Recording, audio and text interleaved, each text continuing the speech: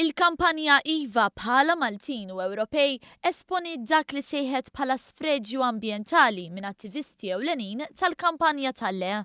U għalhekk reġgħet tenniet li l-kampanja xawt hija mibnija fuq l-ironiji u nuqqas ta' kredibilità.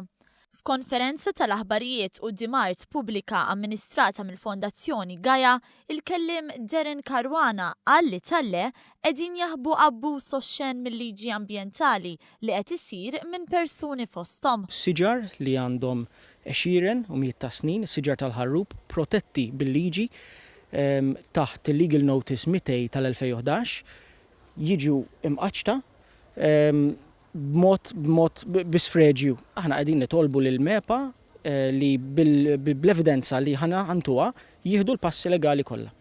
Karwana qal li dak li sar kien żbaljat u għandu impatt irreversibbli fuq l-ambjent tal-lokal.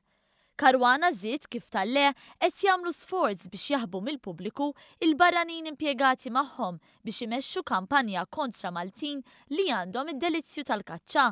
Barranin li ġejjin minn pajjiżi li fuħut minnhom saħansitra issir il-kaċċa is-sena kollha. Dan kollu qalet il-kampanja Iva ikompli jagħmel il-kampanja tal-LE inqas kredibbli.